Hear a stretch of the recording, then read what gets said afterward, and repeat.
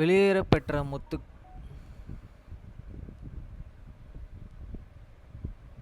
மோசே 7ஆம் அதிகாரம். டிசம்பர் 1830. ஏனோக்குக்கு போதிக்கிறான், ஜனங்களை வழிநடத்துகிறான், மலைகளை நகர்த்துகிறான். சீயோன் பட்டணம் ஸ்தாபிக்கப்பட்டது. மனுஷகுமாரரின் வருகையும் அவருடைய பாவ நிவாரண பலிகளையும் பரிசுத்தவான்களின் உயிர்த்தெழுதல்களையும் ஏனோக்கு முன் காண்கிறான். மறுஸ்தாபிதங்களையும் கூட்டி சேர்த்தலையும் இரண்டாம் வருகையையும் சீயோனின் திரும்புதலையும் அவன் முன் காண்கிறான். வசனம் 1. இதோ நம்முடைய பிதாவான ஆதாம் இந்த காரியங்களை போதித்தார். அநேகர்கள் நம்பிக்கை வைத்து தேவ புத்திரர்களானார்கள். அநேகர்கள் நம்பிக்கை வைக்காமல் தங்களுடைய பாவங்களிலே அழிந்து போனார்கள். தேவ கோபாக்கினையும் அவர்கள் மேல் பொழியப்பட விரும்புவதால்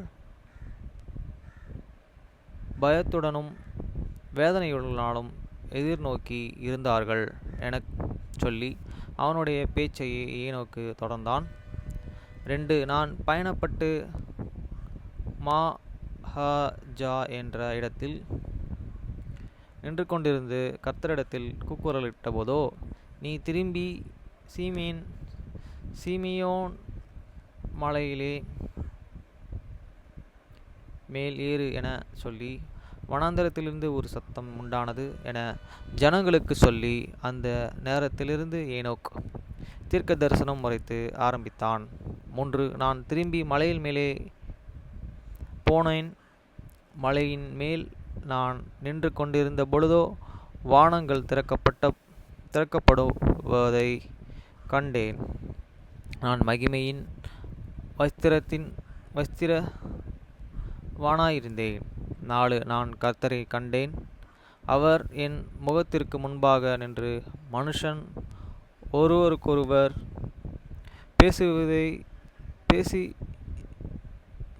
பேசுவதைப் போன்று முகமுகமாய் என்னோடு அவர் பேசினார். என்னிடம் அவர் பேசினார், பார், பல தலைமுறைகளுக்கான உலகத்தை நான் உனக்கு காட்டுவேன். வசனம் 5. கூடாரங்களிலே வசித்து வந்த சிம்மின் ஜனங்களான மகத்தான ஜனங்களை சிம்மன் பள்ளத்தாக்கிலே பார்த்தேன். 6. மீண்டும் கர்த்தர் என்னிடம் சொன்னார், பார், வடக்கே நோக்கி நான் பார்த்தபொழுது கூடாரங்களிலே வசித்து வந்த கானான் ஜனங்களையும் பார்த்தேன். 7. கர்த்தர் என்னிடம் சொன்னார், தீர்க்க தரிசன முறை, இதோ திரளானவராயிருந்த கானானியன் ஜனங்களின் சிம்மின் ஜனங்களுக்கும் எதிராக போருக்கு ஆயத்தப்பட்டு யுத்தத்திற்கு போவார்கள். அவர்கள் முற்றிலுமாக அழிக்கப்பட அவர்களை கொன்று போடுவார்கள். தேசத்தில் கானான் ஜனங்கள் தங்களுக்குள்ளே பிரிந்து தேசம் வீணானதும் கனியற்றதுமாயிருக்கும்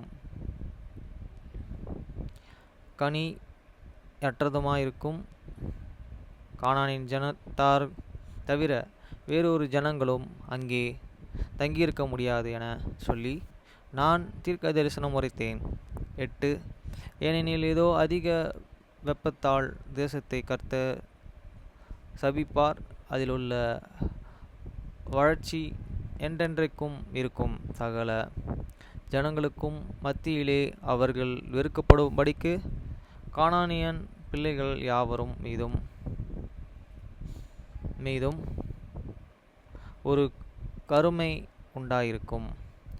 கர்த்தர் என்னிடம் சொன்னார், நோக்கிப்பார். நான் நோக்கி பார்த்து சாரோனின் தேசத்தையும் ஏனோக்கின் தேசத்தையும் ஓமானார் தேசத்தையும் ஹரினின் தேசத்தையும் செமீன் தேசத்தையும் ஹனோர் தேசத்தையும் அனோனியா தேசத்தையும் அங்குள்ள குடிகள் யாவரும் நான் பார்த்தேன். 10. கர்த்தர் என்னிடம் சொன்னார், இந்த ஜனங்களிடத்திற்கு போய் நான் வெளியிலே வந்த ஒரு சாபத்தால் அவர்களை அடித்து அவர்கள் சாகாதபடிக்கு மனம் திரும்புங்கள் என்று அவர்களுக்கு சொல்லி, 11 பிதாவின் நாமத்திலே கிருபையும் சத்தியமும் நிறைந்த குமாரன் மற்றும் பிதா மற்றும் குமாரனை பற்றிய சாட்சியையும் பகிர பரிசுத்தாவியின் நாமத்திலே நான் ஞானஸ்தானம் கொடுக்க வேண்டும் என எனக்கு அவர் ஒரு கட்டளையை கொடுத்தார். 12 கானானி ஜனங்களை தவிர சகல ஜனங்களையும் மனம் திரும்ப ஏனோக் தொடர்ந்து அழைத்தான். 13 தேவனின் ஜனங்களை அழியா வழிநடத்தும்படி ஆக ஏனோக்கின் விசுவாசம் மிகுதியாயிருந்தது. அவர்களுடைய சத்துருக்கள் அவர்களுக்கு விரோதமாக போராட வந்தார்கள். அவன் கர்த்தரின் வார்த்தைகளை பேசினான். அவன் கட்டளைகளின்படி பூமி நடுங்கியது, மலைகள் ஓடிப்போயின, ஆறுகள் தங்கள் பாதைகளை விட்டு விலகின. சிங்காசனத்தின் கர்ஜிப்பு வனாந்தரத்திற்கு வெளியே கேட்டது. தேவன் அவனுக்கு கொடுத்த பாஷையில் வல்லமை மிகுதியாயிருந்ததால் ஏனோக்கின் வார்த்தை மிகுந்த வல்லமையில் இருந்தது. சகல தேசங்களும் மிகுதியாய் பயந்தன. 14 சமுத்திரத்தின் ஆழங்களிலிருந்து ஒரு சத்தம் வெளிவந்தது. அவர்கள் ஓடிப்போய் தூரத்தில் நின்று சமுத்திரத்தின் ஆழத்திலிருந்து வெளியே வந்த தேசத்திற்கு போகும்படியாக தேவனின் ஜனங்கள் தேசங்களின் பயம் மிகுதியாயிருந்தது. 15 தேசத்தின் இராட்சதர்களும் கூட தூரத்தில் நின்று கொண்டிருந்தார்கள். தேவனுக்கு எதிராக சண்டையிட்ட சகல ஜனங்களும் மீதும் ஒரு சாபம் போனது. 16 அந்த தேசத்திலிருந்து அவர்கள் மத்தியிலே யுத்தங்களும் இரத்தம் சிந்துதலுமான. ஆனால் கர்த்தர் வந்து அவர்களுடைய ஜனங்களுக்கு மத்தியிலே வாசம் செய்தார். அவர்கள் நீதியிலே வாசம் செய்தார்கள். 17 அவருடைய ஜனங்கள் மீது இருந்த கர்த்தரின் மகிமை மிகுதியாயிருந்ததால் சகல தேசங்கள் மீதும் கர்த்தரின் பயம் இருந்தது. தேசத்தை கர்த்தர் ஆசீர்வதித்தார். மலைகள் மேலும் உயரமான இடங்களில் மேலும் அவர் ஆசீர்வதிக்கப்பட்ட செழிப்பா நடந்தார்கள். 18 அவர்கள் ஏக சிந்தனையிலும் ஏக உள்ளத்திலும் இருந்ததாலும் நீதியால் வாசம் செய்தாலும் கர்த்தர் அவனுடைய ஜனங்களை சியோன் என்று அழைத்தார். அவர்களுக்குள்ளே எளியவன் இல்லாதிருந்தான். 19 தேவனின் ஜனங்களுக்கு நீதியிலே அவன் பிரசங்கிப்பதை ஏனோக்கு தொடர்ந்தான். அவனுடைய நாட்களில் பரிசுத்தத்தின் பட்டணம் என்று அழைக்கப்பட்ட சியோன் என்ற ஒரு பட்டணத்தை அவன் காட்டினான். 20 ஏனோக்கு கர்த்தரிடம் பேசினான்.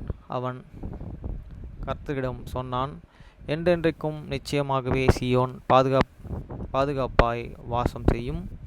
ஆனால் ஏனோக்கிடம் கர்த்தர் சொன்னார், சியோனை நான் ஆசீர்வதித்தேன், மீதியான ஜனங்களோ நான் சபித்தேன். 21 பூமியின் குடிகள் யாவரையும் ஏனோக்கு கர்த்தரை காட்டினார். அவன் சியோனை கண்டான். சில காலம் சென்ற பின்பு பரலோகத்திற்கு எடுத்து கொள்ளப்பட்டான். கர்த்தர் ஏனோக்கிடம் சொன்னார், இதோ என்றென்றைக்குமான என் உறைவிடத்தை பார்ப்பாயாக. 22 ஆதாமின் குமாரனை மீதியான ஜனங்களையும் ஏனோக்கு கண்டான். காயின் சந்ததியும் தவிர அவர்களை காலத்திற்கு ஆதாமின் எல்லா சந்ததியுமாயிருந்தார்கள். ஏனோக்கின் காயின் சந்ததியை கருமையாய் இருந்ததால் அவர்களுக்குள்ளே இடம் இல்லாததாயிருந்தார்கள். அதன் பிறகு சியோன் பரலோகத்திற்கு எடுத்து கொள்ளப்பட்டதை ஏனோக்கு கண்டான். பூமியின் சகல தேசங்களும் அவனுக்கு முன்பாக இருந்தன. 24 தலைமுறைகளாக வந்த ஏனோக் உயர்ந்த வானமாயிருந்து பிதா மற்றும் மனுஷகுமாரனின்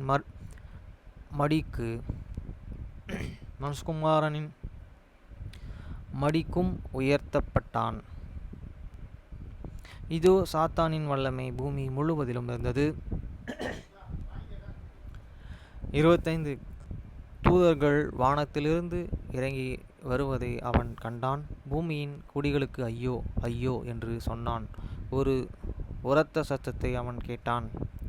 26 அவன் சாத்தானை கண்டான். அவன் சாத்தானுடைய கையிலே ஒரு பெரிய சங்கிலியை பிடித்திருந்தான்.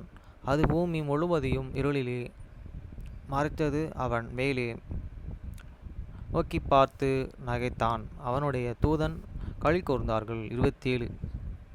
பிதாவையும் குமாரனையும் குறித்து சாட்சி பகிர்ந்து கொண்டு தூதர்கள் வானத்திலிருந்து இறங்கி வருவதை ஏனோக் கண்டான். பரிசுத்த ஆவி அநேகரின் மேலே இறங்கி பரலோகத்தின் வல்லமையினாலே அவர்கள் சியோனுக்குள் எடுத்து கொள்ளப்பட்டார்கள். வசனம் 28. ஜனங்களின் மீதியானவரை பரலோகத்தின் தேவன் நோக்கி பார்த்த அவர்கள் அழுதார்கள். வானங்களிலே எவ்வாறு அழுது மலைகளின் மேலும் மழையாக அவைகளின் கண்ணீர்களை பொழிய கூடும் என சொல்லி ஏனோக்கு அதை குறித்து சாட்சி கொடுத்தார். 29. ஏனோக்கு கர்த்தரிடம் சொன்னான், அநீதியாய் என்றென்றைக்குமாய் நீர் பரிசுத்தமாயிருந்தும் உம்மில் எப்படி அழிய முடிகிறது? 30. பூமி துகள்களை மனுஷனாலே காணக்கூடுமோ? ஆம், இதை போன்ற கோடி கணக்கிலே பூமிகளுண்டு. உமது சிருஷ்டிப்புகளின் எண்ணிக்கைகளின் இது ஒரு ஆரம்பமாயிருக்கிறது. உமது திரைகள் இன்னமும் நீட்டப்பட்டு இருக்கின்றன. இருந்தும் நீர் அங்கிருக்கிறீர். உமது மடி அங்கிருக்கிறது. நீர் நீதிமாய் இருக்கிறீர். நீர் என்றென்றைக்கும் இரக்கமுள்ளவரும் மனதுருக்கம் உள்ளவருமாய் இருக்கிறீர். 31. உமது சிருஷ்டிப்புகளிலிருந்து அநீதியாய் என்றென்றைக்கும் நீர் சியோனை உமது மடியில் எடுத்து கொண்டீர். உமது சிங்காசனத்தின் வாசஸ்தலமும் சமாதான நீதி சத்தியம் தவிர வேறொன்றும் இல்லை. உமது முகத்திற்கு முன்பாக கிருபை போகும், அதற்கு முடிவில்லை. உம்மால் எப்படி அழிய முடிகிறது? ஏனோக்கிடம் கர்த்தர் சொன்னார், இதோ இவர்களே என்னுடைய சகோதரர்கள், இவர்கள் என் கைகளில் பாடுகள். இவர்கள் நான் சிருஷ்டித்த நாளிலே இவர்கள் ஞானத்தை நான் அவர்களுக்கு கொடுத்தேன். ஏதேன் தோட்டத்திலே அவனுடைய சுயாதனத்தை நான் அவனுக்கு கொடுத்தேன். 33. இவர்கள் ஒருவரில் ஒருவர் அன்பு கூற வேண்டும். இவர்களுடைய பிதாவான என்னை அவர்கள் தெரிந்து கொள்ள வேண்டும் என என்னுடைய சகோதரர்களுக்கு நான் சொல்லி கட்டளைகளையும் கொடுத்தேன். ஆனால் இதோ இவர்கள் வாஞ்சையில்லாதவர்களாயிருந்தார்கள். அவர்கள் தங்களுடைய சொந்த இரத்தத்தை வெறுத்தார்கள். 14. என்னுடைய சித்தத்தின் அக்கினி அவர்களுக்கு எதிராக மூட்டுகிறது. என்னுடைய உக்கிரத்திலே அவர்கள் மேல் வெள்ளத்தை நான் அனுப்ப மாட்டேன். ஏனெனில் என்னுடைய கோபத்தின் உக்கிரமத்தின் அவர்கள் குதிரியாக மூட்டுகிறது. 35. இதோ நானே தேவன், பரிசுத்தத்தின் மனுஷன் என்பதை என்னுடைய நாமம், ஆலோசனையின் மனுஷன் என்பதை என்னுடைய நாமம், முடிவற்றதும் நித்தியம் கூட என்னுடைய நாமமாயிருக்கிறது. 36. ஆகவே என்னுடைய கைகளில் நீட்டி நான் உண்டாக்கின சிருஷ்டிகளை யாவற்றையும் என்னாலே பிடிக்க முடியும். என்னுடைய கண்கள் அவைகளை ஊடுருவவும் முடியும். என்னுடைய கைகள் எல்லா வேலைப்பாடுகளையும் மத்தியிலே உன்னுடைய சகோதரர்களுக்கு மத்தியிலே உள்ள மகா துன்மார்க்கத்தை கொன்று இருந்ததில்லை. 37. ஆனால் இதோ அவர்களுடைய பாவங்கள் அவர்களுடைய பிதாக்களின் தலையில் மீதியாயிருக்கும். சாத்தான் அவர்களுடைய தகப்பனாயிருப்பான். துர்பாக்கியம் அவர்கள் கடைசி அழிவாயிருக்கும். வானங்களும் என்னுடைய கைகளில் வேலைப்பாடுகள் கூட அவர்களுக்காக அழுது புலம்பும். ஆகவே அவர்கள் வேதனைப்படுவதை பார்த்து வானங்கள் அழுகக்கூடாதே. 38. ஆனால் இதோ இவர்கள் மேலே உமது கண்களில் இருக்கிற இவர்கள் வெள்ளத்தால் அழிவார்கள். இதோ இவர்கள் நான் அடைத்து வைப்பேன். இவர்களுக்காக நான் ஒரு சிறைச்சாலையை ஆயத்தப்படுத்தினேன். 39. நான் தெரிந்து கொண்ட என் சமூகத்தில் பரிந்து பேசினார்கள். ஆகவே இவர்கள் அவர்கள் பாவங்களுக்காக பாடன் அணிவிப்பார்கள் என்றான். தெரிந்து கொள்ளப்பட்டவர்கள் என்னிடத்தில் திரும்பி வரும்படிக்கு அவர்கள் மனம் திரும்புகிற அளவு அந்த நாள் வரைக்கும் அவர்கள் வாதிக்கப்படுவார்கள். 40. அதற்காகவே வானங்கள் அழும். ஆம், என்னுடைய கைகளில் வேலைப்பாடுகள் யாவும் அழும். 41 கர்த்தர் ஏனோக்கிடம் பேசினார், மனுபுத்திரரின் செயல்களில் எல்லாவற்றையும் கூறினார். ஆகவே ஏனோக்கு அறிந்து அவர்களுடைய துன்மார்க்கத்தையும் அவர்களுடைய துர்பாக்கியத்தையும் நோக்கி பார்த்து அழுது அவனுடைய கைகளினாலே நீட்டினான். அவனுடைய இருதயம் நித்தியத்தைப் போல பறந்தது, வீம்பியது, அவனுடைய உள்ளம் பொங்கினது, நித்திய முழுமையும் அசைந்தது. 42 நோவாவையும் அவனுடைய குடும்பத்தையும் கூட ஏனோக்கு பார்த்தான். ஒரு உலக பிரகாரமான இரட்சிப்புடன் நோவாவின் குமாரன் சந்ததி யாவும் ரட்சிக்கப்பட வேண்டும். 43 ஆகவே நோவா ஒரு பேழையை கட்டுவதை ஏனோக்கு பார்த்தான். கர்த்தர் அதை குறித்து புன்னகைத்தார், தன்னுடைய கைகளினாலே அதை பாதுகாத்தார். ஆனால் மீதியான துன்மார்க்கர்கள் மேல் வெள்ளம் வந்து அவர்கள் விழுங்கி போட்டது. ஏனோக்கு அதை பார்த்தபொழுதோ அவனுடைய மனம் கசந்தது. அவனுடைய சகோதரர்களுக்காக அவன் அழுது வானங்களிடம் சொன்னான், நான் ஆறுதல் அடையாமல் போவேன். ஆனால் கர்த்தர் ஏனோக்கிடம் சொன்னார், உன்னுடைய இருதயத்தை உயர்த்தி சந்தோஷமாய் இரு, நோக்கிப்பார். 45 ஏனோக்கு பார்த்து நோவாவாய் இருந்த பூமியின் சகல குடும்பங்களையும் அவன் பார்த்தான். கர்த்தரின் வருகைக்கு நாள் எப்பொழுது வரும்?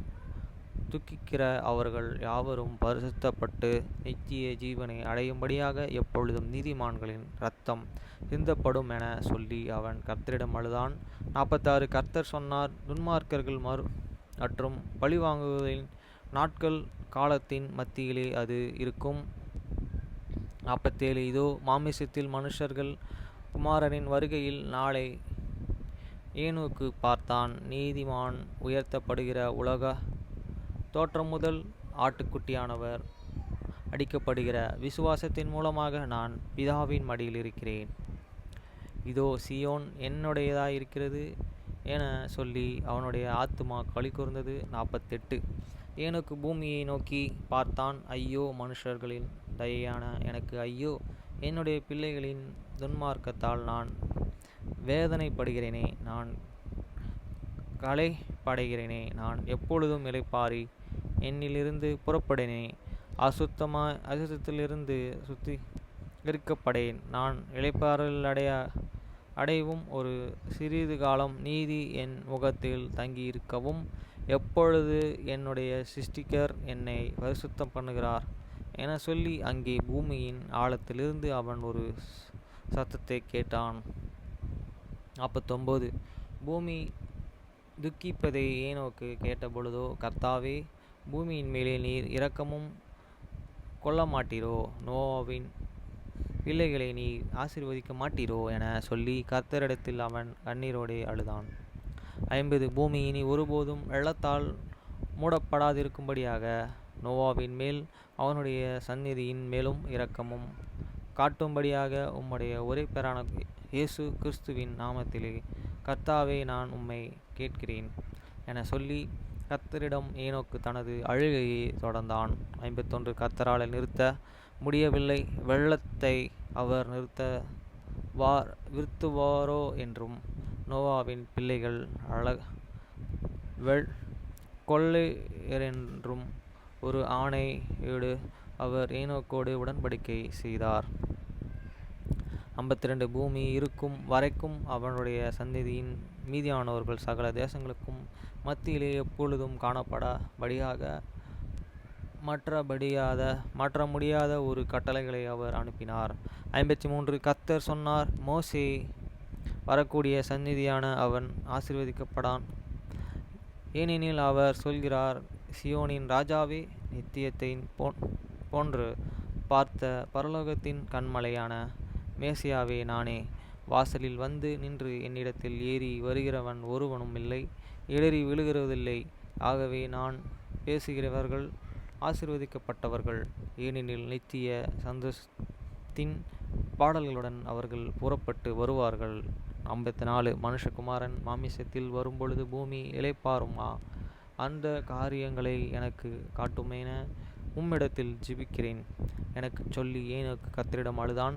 55 ஏனோக்கிடம் கர்த்தர் சொன்னார், பார், அவன் நோக்கி பார்த்த மனுஷர்களின் வழக்கம்படியே மனுஷகுமாரன் சிலுவையிலே உயர்த்தப்பட்டு இருப்பதை கண்டான். 56. அவன் ஒரு உத்தர குரலால் கேட்டான். வானங்கள் மூடப்பட்டிருந்தன. தேவனின் சகல சீஷர்களும் துக்கித்தன. பூமி புலம்பியது. கன்மலை பிளந்தது. பரிசுத்தவான்களில் எழுந்து மனுஷகுமாரரின் வலது பரிசகத்தில் மகிமையின் கிரீடங்களினால் முடிசூடப்பட்டார்கள். 57 சிறைச்சாலைகளில் இருந்த அநேக ஆவிகள் வெளியேறிய வந்து தேவனின் வலது பரிசகத்தில் நின்று கொண்டிருந்தார்கள். மகத்தான நாளிலே நியாயத்தீர்ப்பு வரும் வரை மீதியானவர்கள் அந்த அந்தகாரத்தின் சங்கிலினாலே பிணைக்கப்பட்டிருந்தார்கள். 58 பூமி எப்பொழுது இளைப்பாறும் என சொல்லி மீண்டும் ஏனோக்கு கண்ணீரை விட்டு கர்த்தரிடம் அழுதான். 59 மனுஷகுமாரன் பிதாவினிடத்தில் ஏறி போவதை ஏனோக்கு கண்டான். மீண்டும் நீர் பூமிக்கு வர விட்டீரே, நீர் தேவனாயிருக்கிறீர். அளவில் நான் உம்மை அறிவேன். நீர் எனக்கு ஆணையிட்டு கொடுத்து இருக்கிறீர். உம்முடைய ஒரே பேராளரின் நாமத்தில் நான் கேட்க வேண்டுமென எனக்கு கட்டளையிட்டு இருக்கிறீர். நீர் என்னை கண்டிருக்கிறீர். உமது சிங்காசனத்திற்கு உரிமையை எனக்கு நீர் கொடுத்திருக்கிறீர். என்னால் அல்ல, உம்முடைய கிருபையான மூலமாகவே. ஆகவே மீண்டும் நீர் பூமிக்கு வரமாட்டீரோ என உம்மை நான் கேட்டேன். 60 ஏனோக்கிடம் கர்த்தர் சொன்னார். நோவாவின் பிள்ளைகளே குறித்து நான் உனக்கு செய்த ஆணை நிறைவேறிற்று. நான் ஜீவிக்கிறதைப் போலவே கடைசி நாளில் துன்மார்க்கர் மற்றும் பாவங்களில் பழிவாங்குதலில் நாட்கள் நான் வருவேன். 51 பூமி இளைப்பாறும் நாள் வரும். ஆனால் அந்த நாளுக்கு முன்பாக வானங்கள் இருண்டு போகும். அந்தகாரத்தின் திரை பூமியை மூடும். வானங்களும் பூமியிலும் கூட அசைக்கப்படும். மனுபுத்திரருக்கு மத்தியில் மகா உபத்திரவங்களில் இருக்கும். ஆனால் என்னுடைய ஜனங்கள் நான் பாதுகாப்பேன். 62 பரலோகத்திலிருந்து கீழே நித்திய நீதியை நான் அனுப்புவேன். என்னுடைய ஒரே பேரானவரின் பற்றிய மரணத்திலிருந்து அவருடைய உயிர்த்தெழுதலை பற்றியும் சகல மனுஷர்களின் உயிர்த்தெழுதலை பற்றியும் சாட்சி கொடுக்க பூமியிலிருந்து சத்தியத்தை நான் அனுப்புவேன். என்னுடைய ஜனங்கள் தங்களுடைய அரைக்கச்சைகளை கட்டிக்கொள்ளவும் என்னுடைய வருகை எதிர்பார்க்காகவும் நான் ஆயத்தப்படுத்தி இருக்கிற ஒரே பரிசுத்த பட்டணமான ஒரு இடத்தில் பூமியின் நான் 4 பாகங்களாயிருந்ததும் நான் தெரிந்து கொண்டவர்களை கூட்டிச் சேர்த்து ஒரு வெள்ளத்தை போல நீதியினாலும் சத்தியத்தினாலும் நான் பூமியை துடைத்து போட செய்வேன். ஏனெனில் அங்கே என்னுடைய ஆசாரிப்பு கூடாரமாயிருக்கும். ஒரு புதிய எருசலேமான அது சியோன் என்று அழைக்கப்படும். 63 ஏனோக்கிடம் கர்த்தர் சொன்னார். நீயும் உன்னுடைய சகல பட்டணங்களும் அவர்களை அங்கேயே சந்திப்பீர்கள். நாம் அவர்களை நம் மடியிலே ஏற்றுக்கொள்ளுவோம். அவர்கள் நம்மையே காணமாட்டார்கள். நாம் அவர்களின் கழுத்தை சுற்றி கட்டிக்கொள்வோம். அவர்கள் நமது கழுத்தை சுற்றி பிடித்து ஒருவருக்கொருவர் முத்தம் விடுவோம். 64 அங்கே நான் வாழும் இடம் இருக்கும். நான் உண்டாக்கின சிருஷ்டிகளிலிருந்தும் புறப்பட்டு வருகிற அது சியோனாயிருக்கும். ஒரு 1000 வருஷம் காலத்திற்கு பூமி இளைப்பாறும். 65 கடைசி நாளிலே ஒரு 1000 வருஷம் காலத்திற்கு நீதி பூமியிலே வாசம் செய்ய மனுஷர் குமாரன் வருகை நாளே ஏனோக்கு கண்டான். 66 ஆனால் அந்த நாளுக்கு முன்பு அவன் துன்மார்க்கர்களுக்கும் மத்தியிலே மிகுந்த துன்மார்க்கத்தை கண்டான். சமுத்திரம் கொந்தளித்து எனவும் கண்டான். துன்மார்க்கர்கள் மேலே வரவிருக்கிற சர்வ வல்ல தேவனின் நியாயத்தீர்ப்புகளையும் பார்த்துடன் எதிர்பார்த்த மனுஷன் இருதயங்களும் சார்ந்த போவதை அவன் கண்டான். 67 உலகத்தின் முடிவு வரை சகல காரியங்களையும் ஏனோக்கு கர்த்தர் கட்டளையிட்டனர். நாளையும் அவர்களின் மீட்பின் மணி நேரத்தையும் அவன் கண்டு பூரணம் சந்தோஷமடைந்தான். 68 ஏனோக்கின் நாட்களில் சியோனின் நாளெல்லாம் 365 வருஷம். 69 ஏனோக்கு அவனுடைய ஜனங்களும் யாவரும் தேவனோடே சஞ்சரித்தார்கள். அவர்கள் சியோனுக்கு நடுவிலே வாசம் செய்தார்கள். சியோன் இல்லாமல் போனது, ஏனெனில் தேவன் அதை தன்னுடைய மடியில் ஏற்றுக்கொண்டார். அப்போது இருந்து சியோன் மறைந்தது என்று சொல் உண்டானது.